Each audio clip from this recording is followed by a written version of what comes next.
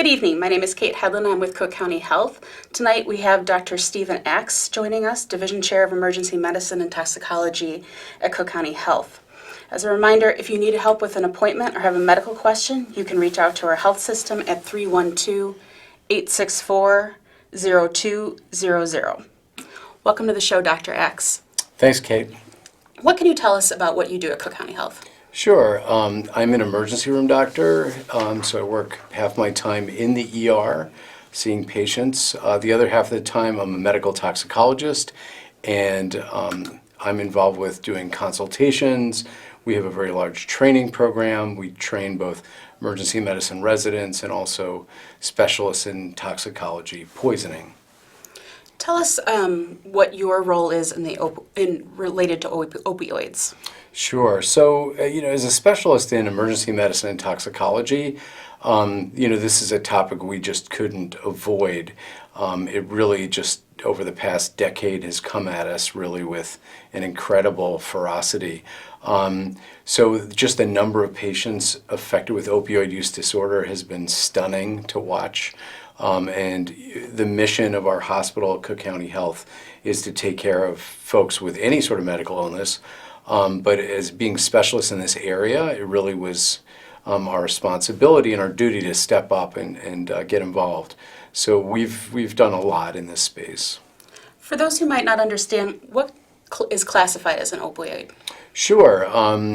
So you hear a lot of terms out there in the media, opiates, opioids, what does all that mean? It's confusing. So an opiate is any kind of medication derived from the natural plant, the poppy plant. So things like heroin, that comes from the poppy plant. Very important medication, morphine, also comes from and is derived from the poppy plant. Also a drug called codeine is metabolized to morphine. So these are all natural substances that are grown in the earth. Now opioid would be a synthetic type of drug that has the same action as these opiates. And there are a lot of them. There are drugs that you take after surgery like hydrocodone, oxycodone, things like that. There's also fentanyl. These are all made in a laboratory and have similar effect. It's easier in some ways to make these products because you could do it in a controlled laboratory setting and you don't have to rely on growing something out of the earth. We're hearing a lot about the crisis. What can you tell us about that? So the opioid crisis really, it is indeed exactly that. The sheer numbers of individuals affected by this is particularly in the U.S. This is definitely a United States problem. It's just been ticking up. Right now, fatalities from opioid-related overdoses are higher than car accidents from gunshot victims. Way higher than from HIV. So in terms of accidental death, this has really risen to the top in terms of preventable accidental ways that people die. So it really is a crisis. Why do you think we've gotten to this point? So there are a lot of reasons how we got there. I think it's important to understand that there's always been a problem with street drug use and with heroin use. This has gone on for decades and decades. The use of opioids has been like a double-edged sword in medicine. Using opioids made a lot of painful procedures not painful. And as that expanded, unfortunately, we had some abuse in the system in terms of pharmaceutical companies, maybe some unscrupulous prescribers. You found a lot of folks actually, thinking that, these drugs were safe and non-addictive. We heard this through pharmaceutical companies, and the reality is it's not true. So there's a lot of misinformation. There's a lot of incentives that folks making a profit really wanted people to consume these products. And then with this, there was a big explosion in the availability of these opioids or these prescription drugs. I guess a common narrative throughout the United States, a lot of folks got dependent or hooked on those drugs, and that may have been a gateway to other drugs like heroin or street drugs. Unfortunately in Chicago, we've had a baseline level of street use So, that's not necessarily the story here, but that's the story all across the country. There was also a problem with physicians being well-intentioned. I think there was an appreciation in the 90s that maybe doctors weren't aggressive enough about taking care of patients' pain. And there were a lot of campaigns to really ramp up how responsive we were to pain. And then I think the pendulum just swung too far in the other direction. We started to think, well, pain had to go to zero as opposed to pain had to be manageable. I think we lost the understanding that pain is an important warning signal and that you don't need it to go away. Some pain when you have an injury or a condition, it's helpful to protect a limb or something like that. So I think, where we've gone with this crisis, we have to rethink how we interact with and deal with pain. From a doctor's perspective, how do you see physicians changing their prescribing methods? Sure. I would say, I'm very proud with the group of physicians I've worked with, and we worked really hard on this. I would say for the last 5 or 6 years, it's been on everyone's radar in the medical community with physicians. I think we as a community really did a lot to change the way we prescribe.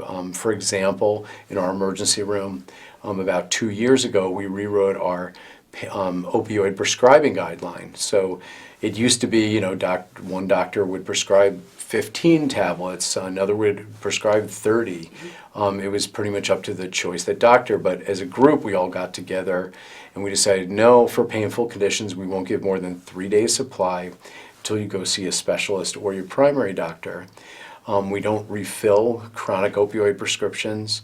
And we also discourage the use of opioids as the primary way to treat pain. We try to steer folks to other medications like acetaminophen, ibuprofen, use other modalities, like we talk about RICE therapy, rest, ice, compression, and elevation. We really are just trying to think our relationship with opioids. So I think we've made tremendous headway in terms of the way we prescribe. I think there's still work to be done on the margins because there are some folks that are prescribing pretty aggressively, but I think overall we've really made tremendous strides. What are the trends you're seeing in Cook County right now? So I would say the biggest problem from my perspective is that, we're unlike other parts of the country in that our problem is primarily a street drug problem and not as much a pill problem. So, for example, we've worked very closely with our medical examiner here in Cook County, and we've looked at the statistics of folks that have died from an opioid. Roughly 85% of folks that die from an opioid in Cook County, it's from a street drug. And the street drugs have really changed over time. It used to be just pure heroin. Then we saw it was heroin mixed with fentanyl. Sometimes it's just fentanyl. And just to back up a little, fentanyl is a synthetic opioid. It's made in a lab. It's not really intended for any use outside of a prescribed setting or in a hospital setting. And then the other thing that we're seeing, which is really mind-boggling, is we see all these different flavors of fentanyl analogs. We're seeing probably a dozen different varieties of those, and we're unclear if that's from impure synthesis, how they make it, or if it's if it's intentional. We're really unclear on that. So the frightening thing for everyone is that these fentanyls can be roughly 100 times more potent than your standard heroin, and that's a prescription for disaster. We watched deaths in Cook County climb from roughly 650 in 2015 to 1,100 the year after that, which is really, it's just so unacceptable, and it's, was a huge wake-up call for us here. Talk about the initiatives that Cook County Health is doing to work with people. Sure, and again, I'm very proud of the way our system has responded to this because we've really pulled the resources from multiple specialties working on this. For example, we have responsible prescribing guidelines, not just the emergency department, but system-wide. So we have internists, family doctors, et cetera, all looking at better ways to prescribe medications. We think in terms of limited quantities. We've done a better job at referring people to our pain clinics, and using other modalities, by everything from biofeedback to acupuncture to injections, blocks and stuff like that. So I think that that's been wonderful. Another really wonderful thing is when folks come in and they have opioid use disorder and they would like to get some treatment, we are doing a good job with that now. So if someone comes in and they're withdrawing from the opiates, in other words, if you're not taking your opiates, you can get sick. And we can actually now offer them a medication called buprenorphine. And that's a medication that will basically treat these symptoms of withdrawal. And we could take it a step further. We not just give them that initial dose, but then we can refer them either to a medication-assisted treatment clinic, or we can set them up with a primary doctor who can then follow with them and continue to manage them on that medication. And this is just a total game changer, because I'd say historically for folks that would come to our system in withdrawal, we didn't really have a medication like this that we could give out. And we didn't have those appointment slots so that we could follow them long term. All these patients need a medical home, they need access to care, and they're going to need to be followed permanently. We hear a lot about naloxone. Can you talk about what that does? Sure. So naloxone is a really important medication, and it's something we've done a lot within our system. So naloxone is the antidote to heroin or opiate poisoning. So if someone overdoses on heroin or an opiate, they'll become unconscious, they'll stop breathing. You can give this dose of naloxone, and what it will do is it will take the drug away from the part of the brain that it binds to, the receptor. It knocks it off, and the patient will then wake up, start breathing. It's really a miraculous thing to see how it works. A patient could be on the throes of dying, and then they will just completely just come out of it. It's amazing. So something we did, and actually in 2011, we started the first hospital-based naloxone program in the state of Illinois. I was very proud that we took those steps and went for it. A lot of naloxone had been distributed through community groups like the Chicago Recovery Alliance, who have done great work for really decades now, basically giving it out to folks with opiate use disorder. But we realized, and by partnering with the Chicago Recovery Alliance, we realized we needed to start giving this stuff out in our health system. So, we can do that. We can write prescriptions for our patients in the emergency department, in the clinics. In our jail system, I'd say we have a model program where everyone that's locked up is screened, and the appropriate folks are leaving with it, and they've given out thousands of doses at this point. It really is just super exciting. I never imagined we would be doing this. Naloxone, I've always thought it was an emergency room drug or a drug that paramedics use, but what it is, it's an opportunity for someone to not die, to wake up, and hopefully, in the next period of time, go to a recovery program and get on the right path. And I think that it's key to not just talk about naloxone as a solution in and of itself. It's got to be coupled with all those other things. And how easy is it for somebody to administer? It's really very easy. There's two forms. One is an injection, and you could just inject it right into the muscle, and then it'll go to work promptly. There's also a nasal spray, both of which are very easy. And then when someone gets a prescription, the pharmacist or the doctor prescribing can just run through a quick training on how it's done. Shifting a little bit, what classifies a person as having an opioid addiction? So basically, someone has an opioid addiction if you are taking opioids frequently, and then you know that you're addicted when you stop taking it, if you exhibit or feel symptoms of withdrawal, and that would be yawning, stomach cramps, diarrhea, nausea, things like that. I mean, that those are signs that you're addicted to an opioid. How do you talk to patients about it being okay to feel pain and what you discussed before? So like for someone who comes in like with an ankle sprain or something. Right, and they feel that this is the only answer for them. Yeah, so I think our conversation has really shifted with our patients now.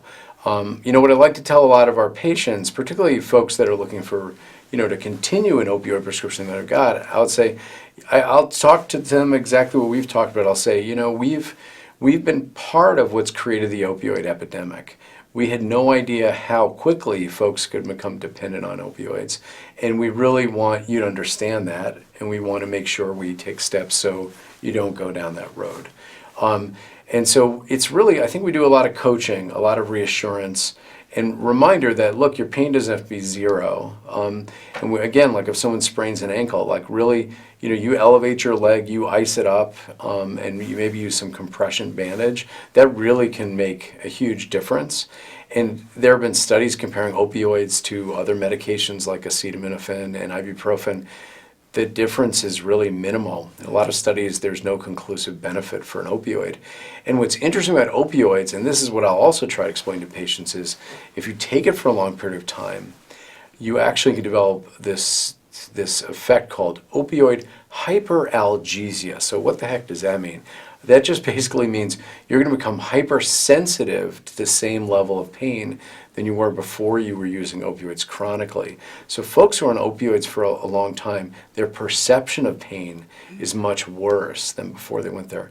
So I think doctors in general, we just have to do a lot of teaching and coaching and support so that patients know that, we care about them. We don't want anyone to become addicted. This is something we just have to avoid. Can you talk a little bit about what the work is being done in the Cook County Jail as well?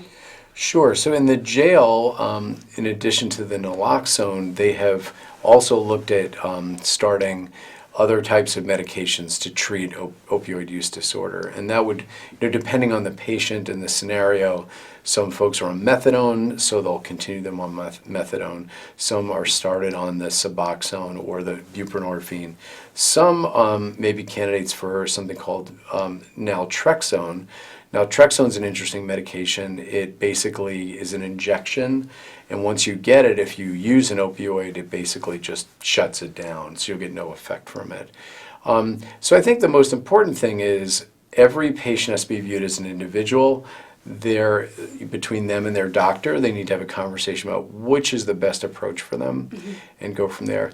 The other key thing that's going on in the jail is trying to do better with the warm handoff. And by that we mean when someone's released from jail, we want to make sure they'll be safe, that they'll be plugged into a program as soon as possible. So a lot of work has been done on building those bridges. A lot of program work has been done. If a person is concerned that they're having a dependence, what should their next step be? I mean, are they supposed to just stop cold turkey taking, their medication, or what should be the next step? Yeah, and I certainly hope anybody that might be listening, please get help.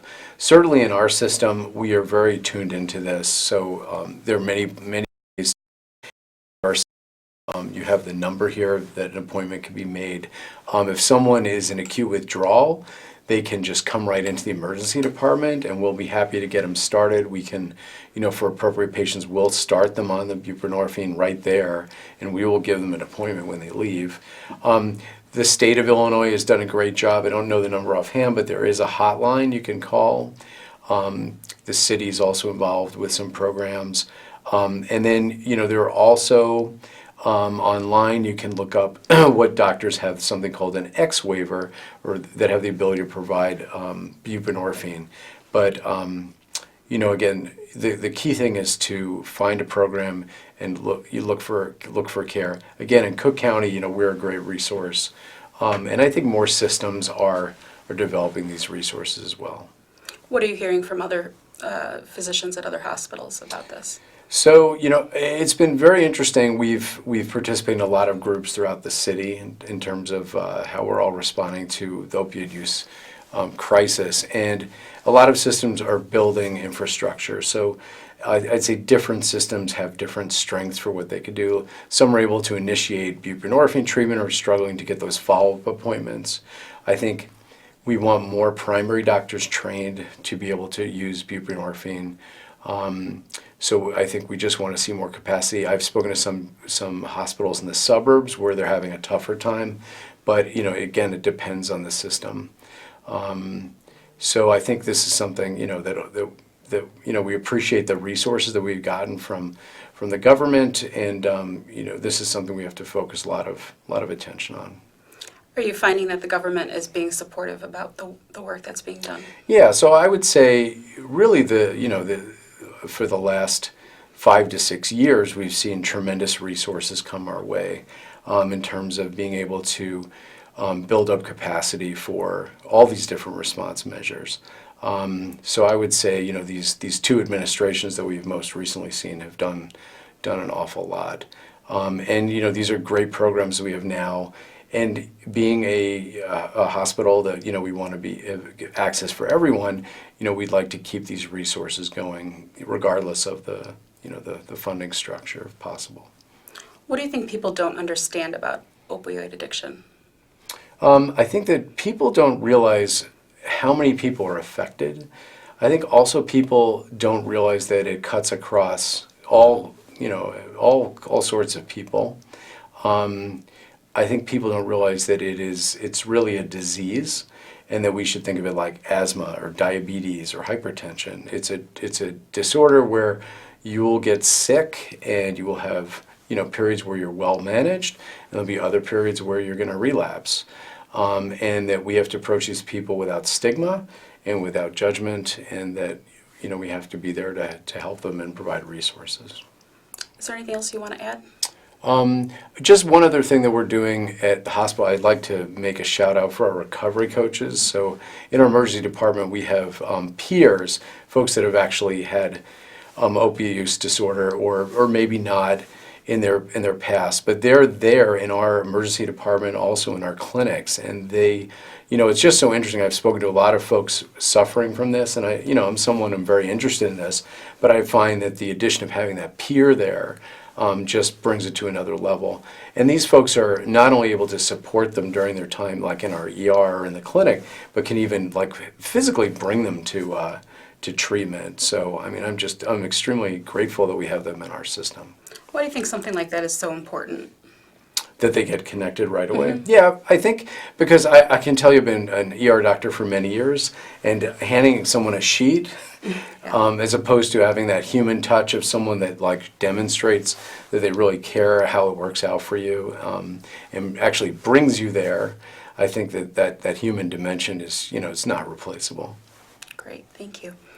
So just a reminder, if you need help, you can reach out to our Patient Support Center. The number is 312-864-0200. Dr. X, I'd like to thank you for joining us tonight, and have a good evening. Thank you. Thanks.